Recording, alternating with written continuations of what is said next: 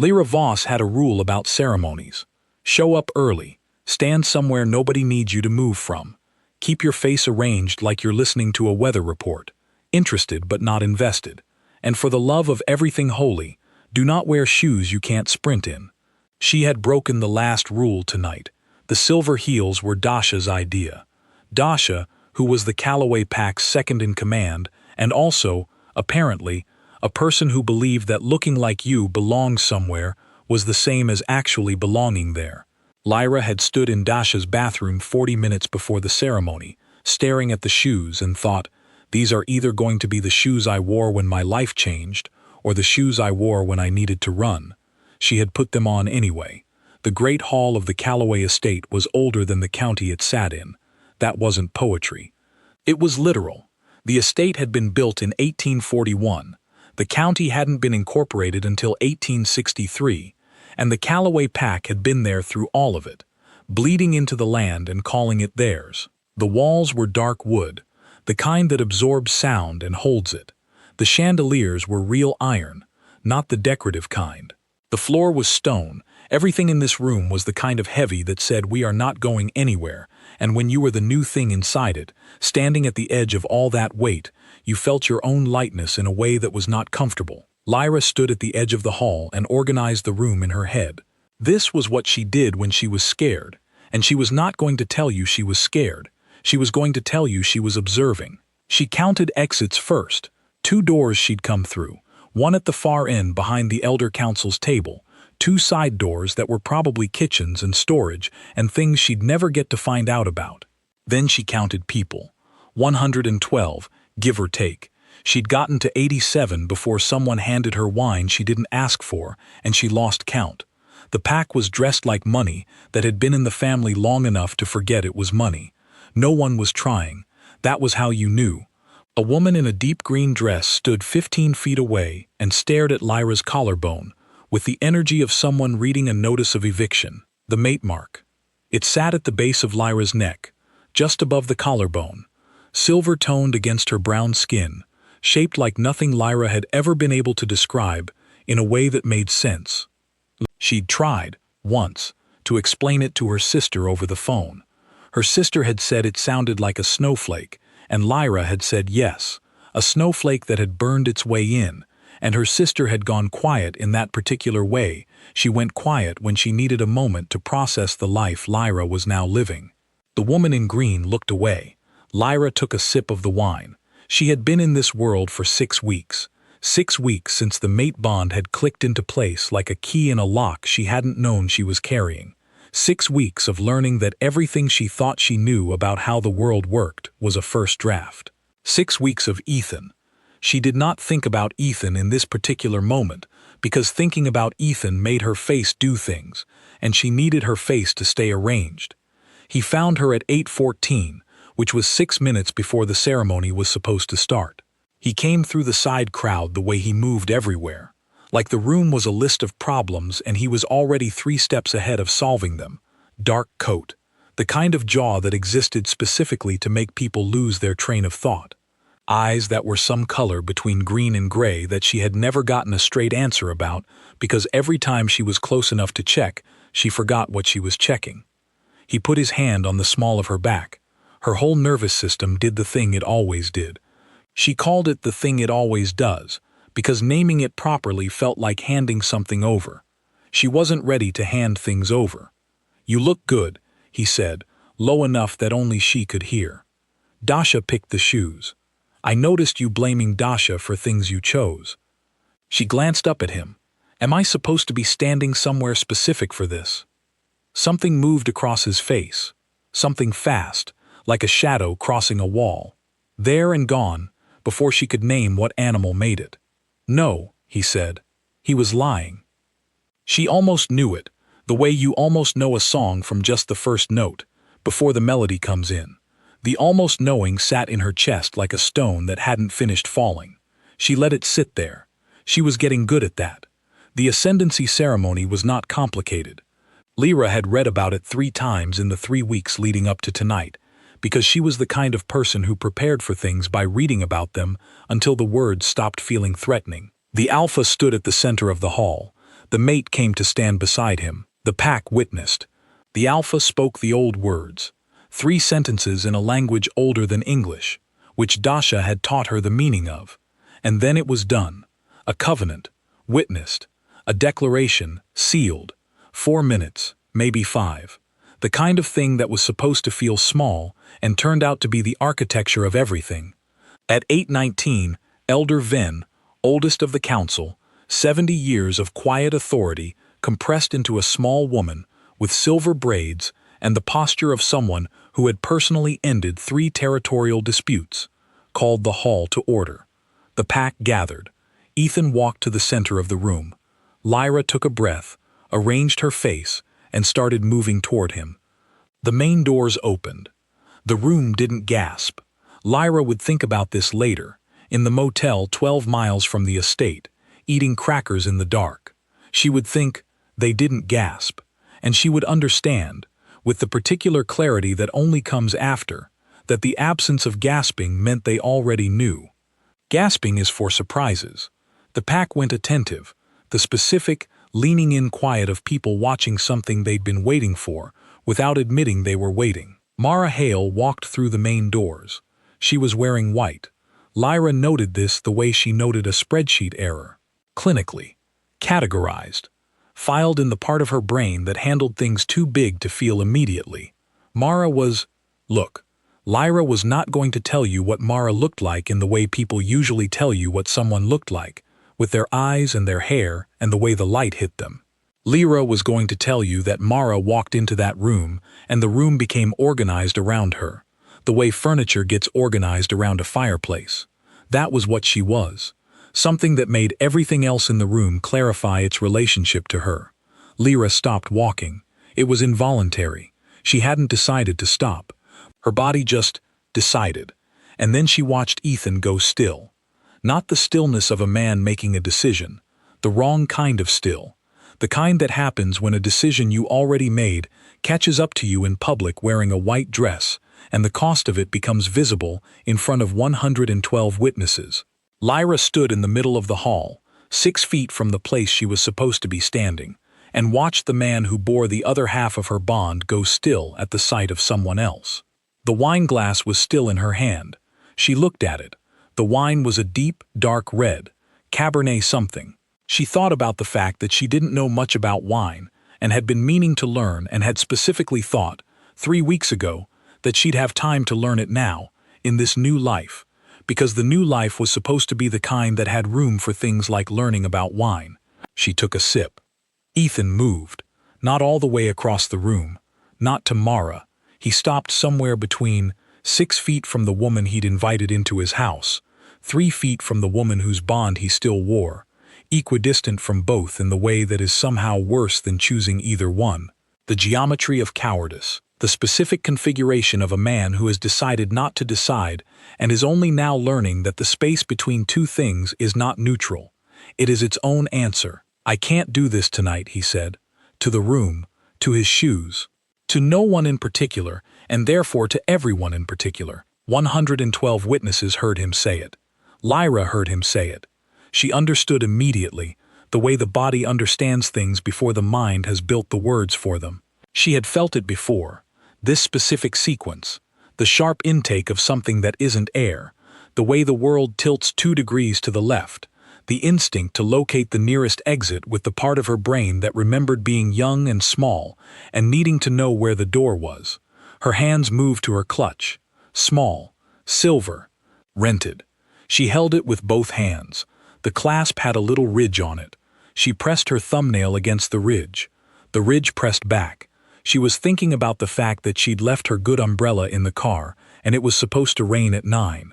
Ethan turned to Mara, in front of 112 witnesses, in front of the elder council, in front of the hall where his grandfather and his grandfather's grandfather had stood and made their own covenants, in front of the mate bond he'd called fate 3 weeks ago, lying in the dark, telling her things that people only say in the dark because daylight makes them seem like too much. He said her name, Mara's name, the way you say a word you've been holding in your mouth for a long time, the way you say something that still lives in your body, even when you've made all your decisions and signed all your papers and moved all your furniture into the new configuration. Lyra did not move. She was very, very good at not moving. She had learned it young, from a mother who ironed shirts at midnight so her hands would have something to do while the rest of her was doing the other thing. The thing Lyra had learned to do too. The thing where you take whatever is happening and you hold it at arm's length, and you organize everything around it until you can breathe again. She pressed her thumbnail against the clasp on the rented silver clutch. The pack did not know what to do with her. She could feel it.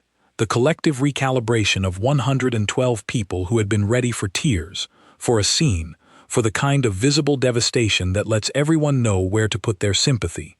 They had a whole map prepared for this territory. Weeping mate, guilty alpha, collective pack shame. There was a script for this and everyone knew their lines. Lyra was not reading from the script. She was standing in the middle of the room holding a rented clutch with both hands, and she looked, if anything, like a woman making a grocery list in her head, which was both accurate and a complete lie, and she was not going to tell you which parts were which. Someone near the back coughed. The sound was very loud. Dasha found her at the edge of the room 7 minutes later. Dasha was the kind of person who used efficiency as a form of love. She appeared at Lyra's elbow without preamble, without the soft approach of someone managing a delicate situation. She appeared the way she always appeared, direct, steady, slightly too close, which Lyra had come to understand was Dasha's version of a hug. "The Elder Council is going to want to speak to you," Dasha said. "Not tonight, they won't. Lyra, I need to get my things from the East Wing." Dasha went quiet, the kind of quiet that has a lot of moving parts inside it. "I can have someone. I'd like to get my own things," Lyra said. She said it the way she said most things when she was in the particular mode she was currently in. Completely level, slightly too precise, the emotional equivalent of a room where someone has cleaned everything up very fast and you can't quite tell what was on the floor before. "I'm not upset," she added. Dasha looked at her. "I left my umbrella. It's supposed to rain at 9. She paused. "I'm going to get my umbrella." She went to get her umbrella. She walked through the hall with her head up and her rented heels clicking on the stone floor, and she did not look toward the center of the room, and she did not count how many people were watching her, and she did not let the mate mark on her collarbone mean anything right now. It had gone cold sometime in the last 12 minutes. Not painful, just cold, the way a cup of tea goes cold, not all at once, not dramatically, just incrementally less warm until it is a different thing than it started as. She got her umbrella. She got her jacket, which she had left on the chair in the East Wing sitting room, because she'd been warm earlier, because she'd been the kind of warm that comes from anticipating something. She got her phone. She got the book she'd been leaving on the side table, because she'd thought she'd be coming back, because that was what the last 6 weeks had trained her to think, that she'd be coming back, that there was a here to come back to, that here was a word with a fixed address. She stood in the East Wing sitting room for 38 seconds. Then she left. Mara had been running calculations since the moment she walked through the door. This was not a confession. Mara would not have called it calculations. She would have called it clarity. The clarity of knowing exactly what she wanted and being willing to cross the room for it. She had been gone for 8 months. 8 months during which she had, with considerable effort, convinced herself that what she and Ethan had was the kind of thing that could survive a separation, could survive her need for a life outside the pack's edges, could survive the friction of two people who loved each other in the specific combative way of people who are equally certain they are right about everything. She had convinced herself, and then she had heard about the mate bond, and the conviction had cracked down the middle like old ice. She had not come back to be cruel. She wanted you to know that. She had come back because the idea of him belonging to someone else, biologically, cosmically, in the language of something older than either of them, had felt like a door closing on a room she hadn't finished being in. But she was smart. This was the complication. She was smart enough to be standing in the great hall of the Calloway estate 6 minutes after walking through the door and already feeling the board tilt. An alpha who abandons his mate at the ascendancy ceremony does not keep his pack. This was not opinion. This was not tradition. This was law, woven into the pack bond itself. A biological covenant, witnessed by the collective, carrying the weight of every ceremony that had come before it. To refuse it publicly was not a romantic gesture, it was an act of governance. And governing bodies, even wolf ones, did not respond to romantic gestures the way people expected them to. Mara had walked into this room thinking she was the winning move. She was standing in this room, watching the winning move become something else entirely. She looked at Ethan. He was still standing in that equidistant place, the geometry of indecision, and he had the particular expression of a man who has just understood the difference between the thing he wanted and the thing the wanting was going to cost. Mara had loved this man for 3 years. She looked at him now and thought, "You were always going to do this." Not to her specifically, to whoever was standing in that spot, to whoever was available to be the thing you couldn't quite commit to when the moment came. She had known this about him. She had loved him anyway. She looked at the empty space in the center of the room where Lyra Voss had been standing and was no longer standing. She picked up someone else's glass of wine. She drank it. The pack had a feeling about this, and the feeling had a shape. It was not quite outrage. Outrage was too clean, too directed. This was more like the feeling of a structure developing a crack that everyone has been ignoring, and then one day you hear the sound. Not the collapse, just the sound. The sound that means the collapse is a matter of when. The Elder Council had been sitting at the far table through all of it. Elder Venn at the center, 2 others flanking her, all 3 with the faces of people who were going to let this play out exactly as far as it needed to play out, before they pulled a thread that unraveled everything.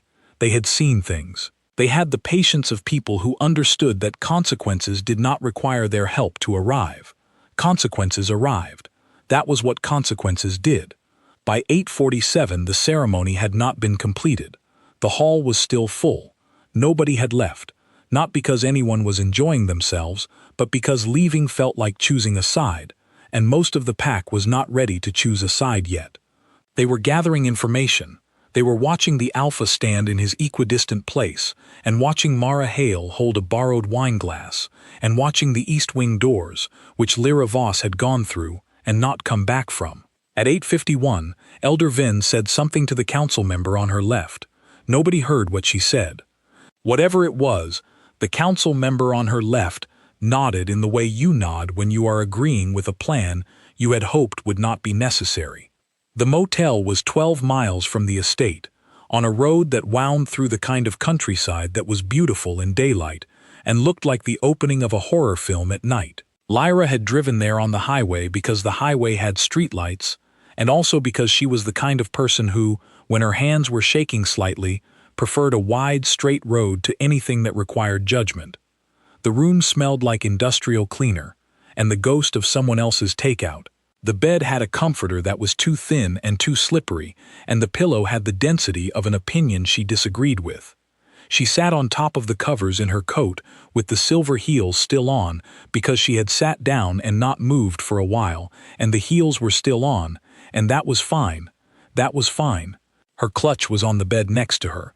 She had the crackers she'd bought at the gas station 2 miles back because she hadn't eaten since 2 in the afternoon, and her body had sent a memo about this at some point during the drive that she had not acknowledged until she was pulling into the gas station parking lot.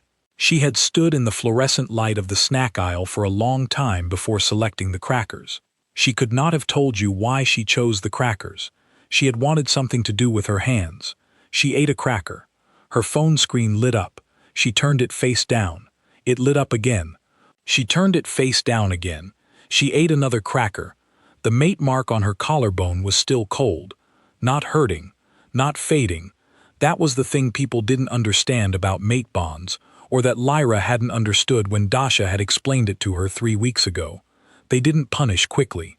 They didn't flare out in dramatic protest the way stories would have you believe. They just changed temperature. They became the old quiet, something that was present and warm and filling a room becomes something that is present and neutral and just filling a room. You would not notice if you hadn't known the difference. You noticed because you knew the difference. She knew the difference. The rain started at 9:04. She heard it on the window, thin, consistent, the kind of rain that doesn't make a statement, just gets everything wet eventually. She had the umbrella. She was inside. There was no logical reason for the umbrella to matter. She thought about it anyway. The calls began at 9:47. Ethan's phone went first. He was standing in his study by then, which was where he went when things needed to be processed, and things were currently requiring a great deal of processing. He had left the hall. Mara had left the hall. The hall had eventually dispersed into the specific organized chaos of a pack event that had concluded wrong. Dasha had appeared in his study doorway at 9:31 with an expression that communicated, without any words whatsoever, everything he needed to know about what was currently happening and also what she thought about it. He had looked at her. She had looked at him. She had said, with the exact precision of someone selecting the minimum number of words required to convey maximum information, "You should know that she went to get her umbrella." Then she had left. He had sat with that for 16 minutes. He was still sitting with it when his phone started. The beta called, then the gamma, then two senior-ranked members whose names appeared in his contacts under formal titles because that was how he'd always organized them, by role, by function, by what they meant to the pack structure. Then the Elder Council's emergency line, which was a number he had programmed into his phone 4 years ago when his father handed him the alpha position and told him, "You will hopefully never use this, but you should have it, because things happen." This number had not been called since 1987. The Elder Council did not call the emergency line for minor infractions. The Elder Council called the emergency line for the kind of thing that threatened the structure itself. Because the ascendancy ceremony was not a formality, and had never been a formality, and anyone who had let himself think of it as a formality had made a catastrophic error in categorization. Ethan answered on the second ring. Elder Venn spoke for 47 seconds. He did not interrupt. When she was done, he said, "I understand." She said, "I don't think you do yet, but you will." She hung up. He sat in the study for a while after that, very still, with his phone in his hand and the rain on the window and the particular quality of silence that comes when you are sitting in the middle of everything you have done and there is no wall left to put between yourself and the shape of it. At 11:18, Mara's car left the estate. She had packed what she'd brought, which was not much. She had not come with luggage, which told you everything and nothing simultaneously. She had come with the specific traveling lightness of someone who expected to be invited to stay, not someone who planned to move in. There was a difference, and it mattered. Dasha watched her go from the upstairs window. She did not feel satisfaction. She did not feel vindication. She felt the specific exhaustion of someone who has watched a preventable thing occur, and who had, perhaps, not said quite enough of what she was thinking in the weeks before tonight, and who would be asking herself about that for a while. The taillights disappeared around the long curve of the estate drive. Dasha looked at her phone. She had 17 unread messages from pack members, with varying levels of concern, opinion, and tactical advice. She had 2 from the Elder Council. She had 1 from Lyra's phone that said only, "I'm okay. I'm at a motel. Please don't worry." She read that last one 3 times. Then she called Lyra. Lyra answered on the 3rd ring, which told Dasha she had been looking at the phone when it rang, and had waited 2 rings to decide, which told Dasha something about the state she was in. "You're not okay," Dasha said. "I'm at a motel. I know where you are. I called Jenna at the front desk." A pause. "That's a significant invasion of privacy. I am a second in command of an alpha pack. Privacy is a concept I respect and also work around constantly. Are you eating something?" Another pause. "Crackers. Gas station crackers. They had different options. I chose these ones." Dasha breathed in. She had known Lyra for 6 weeks. She had liked her in the first 40 minutes, which was not something that happened to Dasha often. She had liked the way Lyra looked at the pack's world, not with suspicion, not with performance, but with the steady attention of someone who was going to understand it properly before she said anything about it.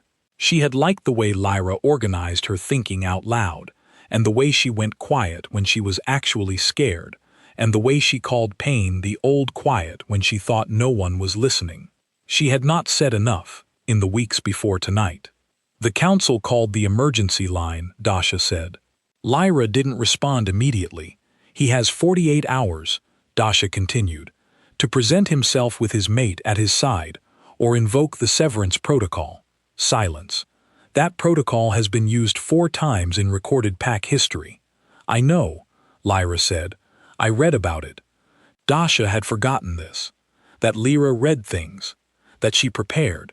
Then you know what it means. Yes, Lyra. I'm going to sleep, Lyra said. I'm going to sleep, and in the morning I'm going to think about what I want. Not what the bond wants or what the pack needs. What I want. And I would like tonight, just tonight, to not have to think about any of it yet. Dasha was quiet. I know, she said finally. Thank you for calling. I mean that. The crackers are terrible for you. I'm aware. She hung up. The Elder Council met at 6 a.m. This was not unusual. She had spent 60 years watching pack structures bend under the weight of the people inside them, and she had learned long ago that sleep was a thing she did when the situation permitted it, and this situation was not currently permitting it. The meeting took 42 minutes. It was not a contentious meeting. The law was clear. The precedent was older than anyone in the room. The only discussion was procedural, the exact language of the formal notice, the timeline, the conditions. Ven did not enjoy this. She had known Ethan since before he was an alpha, since he was his father's son, which was a complicated thing to be, and she had watched him become the kind of leader she had hoped his father might have been. She had watched and been quietly, privately, enormously relieved. She did not enjoy sitting in the gray morning light and drafting the notice that said, "This is what the law requires, and the law is older than your grief, and we are sorry, and also not sorry, because someone has to hold the structure, and that is what we are here for." But she did it. The Callaway Alpha was given 48 hours to present himself before the Elder Council with his mate at his side, or surrender the Alpha title under the severance protocol. The notice went out at 6:22 a.m. The rain had stopped by 6:04. Lyra was still awake when it stopped, not because she couldn't sleep, but because she'd been lying in the dark, in the way you lie in the dark when you are thinking without thinking. Not linearly, not productively, just letting things move around until they settle into their real shapes. She was thinking about her mother, not the complicated parts, the simple parts, the part where her mother ironed shirts at midnight, the iron going back and forth in that steady rhythm, and young Lyra would sit on the kitchen floor in her pajamas and watch, and her mother would not say anything, and Lyra would not say anything, and they would be together in the quiet of the thing that was too big to talk about. The warm smell of the iron on the fabric, the hiss of steam, the particular piece of having something useful to do with your hands when the rest of you didn't know what to do. She had not brought anything to iron. She ate the last cracker. Her phone showed 17 messages from Dasha, which she was going to look at properly in a while. 4 from pack members she'd met twice, which meant news traveled faster than she'd have liked. 1 from a number she didn't recognize. She stared at the unknown number for a moment. She opened it. "This is Aldith Callaway, Ethan's mother. I have kept my own phone and my own opinions for 47 years. I'm sorry this happened to you tonight. It was not personal, which is to say, it would have happened to whoever was standing where you stood, and I know that does not make it better, and I am not trying to make it better. I am only trying to make it honest.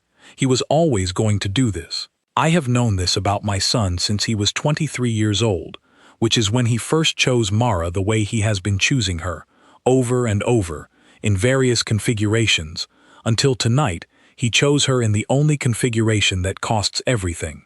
I am sorry. I am telling you this because you deserve honesty from at least one person in this family tonight. If you want to talk, you can call this number. If you don't, I understand that too." Lyra read it once, then twice. Then she set the phone face down on the bed and lay there in the gray pre-dawn light and let the words do whatever they needed to do. He was always going to do this. Not a wound. Something that felt oddly like a weight being put down. Not because it was good news, but because it was the truth. And the truth, even the uncomfortable kind, had a specific gravity to it that was different from uncertainty. You could set the truth down somewhere. Uncertainty you just had to carry. She had been carrying a lot of things for 6 weeks. She looked at the ceiling. The mate mark didn't hurt. That was the thing. That was the thing she kept coming back to, in the way you come back to a word that's on the tip of your tongue. She had been braced for the hurt of it. The dramatic, sharp-edged thing you expected when something this large went this wrong. She had been ready for that. She had the vocabulary for that. Instead, the old quiet, the same thing she had always known how to do, the same weight, in the same familiar place. The same thing her mother had known how to carry, iron going back and forth in the midnight kitchen, and her mother's mother before that, probably, in a different midnight kitchen on a different continent, with a different thing that was too big to say. She was okay. Not in the way that meant she was fine. In the way that meant she was still here, still organized, still breathing in and out in the gray light of a motel, 12 miles from a life she had thought she was building. Still herself. The window had started to go pale at the edges, the particular silver gray of a sky that had rained itself out and was deciding what to do next. She sat up. She picked up the phone. She opened Aldith Calloway's message again and typed, "Thank you for being honest. I'll think about calling." Then she put the phone on the nightstand, took off the silver heels that she had been wearing since 8 in the evening, and sat for a moment looking at them. They were very good shoes, she decided. Dasha had been right about that, at least. By 7:30, Ethan was in the car. He had not slept. He had sat in his study through most of the night and made the calls he needed to make, the beta, the gamma, the council members who had reached out. He had listened. He had said very little, because there was very little to say that was not already said by what he had done, and he had learned, in the long night of it, that sometimes the appropriate response to a thing you've done is to stop trying to build a structure of words around it and just let it sit in its actual shape. The actual shape was not small. He drove in the direction of the highway, and then past the highway and onto the road that wound through the countryside at night, but was, in the early morning, just a wet road through the kind of trees that looked like they'd been there longer than anyone who'd ever seen them. He knew where the motel was. Dasha had told him, which meant Dasha had wanted him to go, which meant more than anything else she could have said to him in the last 14 hours. He did not know what he was going to say.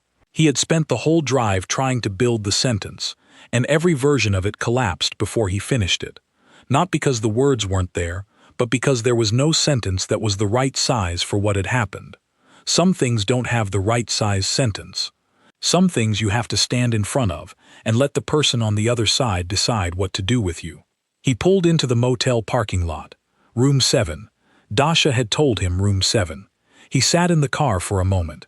He was an alpha. He had been an alpha for 4 years. He had made decisions that affected 112 lives, and he had made most of them without flinching, because flinching was not useful, and he had long since trained the flinch out of himself. He was flinching now. He got out of the car. She heard the knock at 7:44. She was dressed. She had showered in the motel bathroom with its aggressively cheerful tile, and dressed in the clothes she'd packed in the bag she'd grabbed from the east wing. Jeans, a sweater, flat shoes that had nothing to prove. She had drunk the motel coffee, which was the kind of coffee that existed purely to establish that coffee was present, and she had eaten the rest of the crackers, and she had sat on the bed and made a list in the Notes app on her phone, not of decisions, just of things she knew to be true at that moment, which was the exercise her mother had taught her when she was 12. When things are too big, write down what is small and true. Start there. The list was, the mate mark is still there. I have the umbrella. Aldith Calloway has her own phone. Gas station crackers are terrible and I ate them all anyway. I am still here. She looked at the last item on the list for a moment. Then she heard the knock. She did not move immediately. She sat on the bed with the phone in her hand, and the Notes app open, and she breathed in and out once. The long way. The way you breathe when you're making a decision before you've finished making it. Then she got up. She crossed the room. She put her hand on the door handle. She thought about the silver heels, which were on the nightstand now, and about Dasha pressing them into her hands in the bathroom 40 minutes before the ceremony, and about the rule she had about ceremonies, and about the fact that she'd broken the last rule, and how the breaking of it had turned out to be the least of what the night had cost her. She thought about her mother ironing shirts at midnight. She thought about the old quiet, which she knew how to carry, which she had always known how to carry, which was not nothing. It was not nothing to know how to carry a thing. She opened the door. Ethan was standing in the pale morning light with no coat in the rain-wet air, looking like a man who had driven somewhere without being sure he should have, and was now standing in the result of that decision. He looked. She was not going to tell you what he looked like, in the way she never told you what he looked like, because that was hers, and she was not ready to put it down yet. He looked. He didn't say the sentence. Whatever he had been building in the car, he looked at her and it fell apart, and he let it fall. She stood in the doorway in her flat shoes with nothing to prove, and looked back at him. Outside, the sky was doing the thing it does after it rains, clarifying, going from gray to pale to the particular clean light of a morning that has decided to start over. She looked at him for a long time. Then she said, in the voice she used when she was being very precise, "You should know that you have 46 hours." He nodded. He knew. "And you should know," she continued, "that I haven't decided anything yet. I'm going to decide things slowly, on my own timeline. And I'm going to need you to understand that I'm not doing that to punish you. I'm doing it because it's the only way I know how to do it correctly." He was very still. "Okay," he said. She looked at him for one more moment. Then she stepped back from the door. She did not invite him in. She did not close the door. She just stepped back and left the space open and went to sit on the bed and pick up her phone and look at her list and let him decide for himself what to do with the space she'd left. Outside, the morning was getting clearer. The mate mark on her collarbone was still cold, but it was still there, and she had learned, in the long night of the things she knew how to carry, that still there was where everything started.